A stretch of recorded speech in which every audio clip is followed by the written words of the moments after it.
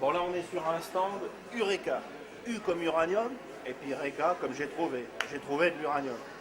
Ici, on présente un petit peu en avant-première ce qui va démarrer pour le grand public à Pâques, mai-juin 2013, l'ouverture, une sorte de petit parc à thème, j'ai envie de dire, centre d'interprétation, musée, parcours spectacle, autour de la grande aventure de l'uranium en Limousin. Donc voilà, c'est pas vraiment un musée, on est plutôt sur un centre pédagogique, ludique, récréatif, autour de l'aventure minière, de ce minerai pas comme les autres, qu'est l'uranium. Et sur ce stand, on propose quelques petites manips pédagogiques pour les enfants, autour de la thématique de l'explorateur, du géologue, ça fait toujours un peu rêver.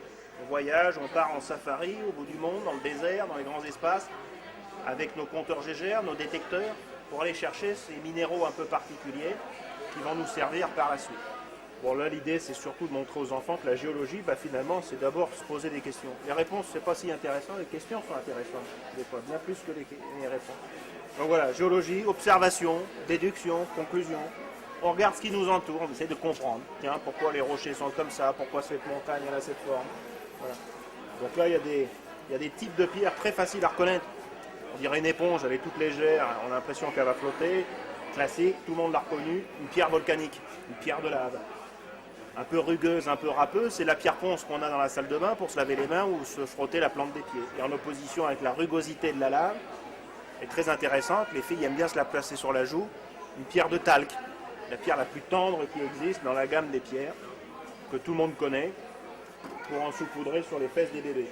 Notre granit local, notre environnement régional, on sait tous qu'en Limousin on est sur du granit, un minerai de fer, on va par opposition comparer avec la légèreté du basalte, un minerai de fer, et puis celle-ci, qui fait un petit peu pierre précieuse. Souvent on me dira c'est de l'émeraude, tout ça. Oui, c'est vrai qu'elle est un peu verte, un peu turquoise, des beaux cristaux transparents. Non, c'est de la fluorine dont on va extraire le fluor et qu'on va retrouver notamment dans les pâtes dentifrice. Donc ça c'est quelque chose d'assez classique.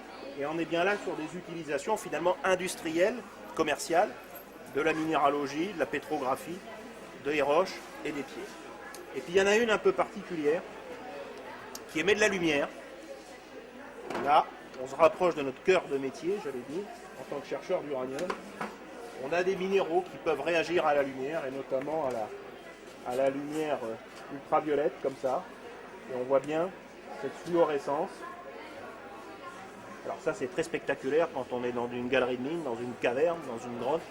On éteint les frontales sur les casques, qu'on se munit de cette petite lampe à UV, et qu'on aperçoit, comme ça, qui tapisse toute la voûte de la roche, ces minéraux magiques, qui autant jadis, à l'époque, les civilisations perdues leur attribuaient des pouvoirs un peu fantastiques, magiques.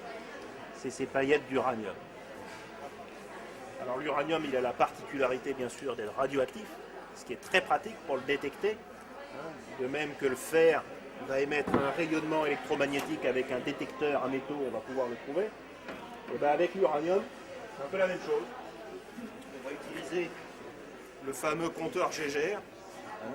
Alors, compteur GGR, c'est son petit nom. Nous, on appelle ça le SPP2, le scintillateur portatif pédestre, numéro 2. Et ça, c'est vraiment l'outil de base du prospecteur, du géologue, de l'explorateur, du chercheur d'uranium. Et avec ça, on va se balader un peu dans des contrées perdues, lointaines, dans le désert, à la recherche de notre minerai. Alors c'est un petit peu le nez renifleur, un peu comme le cochon, le chien qui va chercher la truffe. Et avec ça, alors on fait ça, c'est un peu comme chercher un trésor. On commence souvent par hélicoptère, par avion, on couvre des larges portions de territoire, des kilomètres carrés. Et puis après, on va resserrer le maillage de plus en plus, jusqu'à arriver vraiment sur l'indice qui nous intéresse. Ah, là j'ai accroché un indice.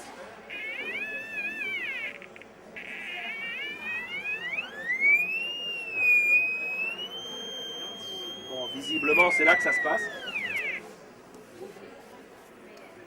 Voilà, j'ai trouvé un gisement, j'ai trouvé un indice, j'ai trouvé un filon.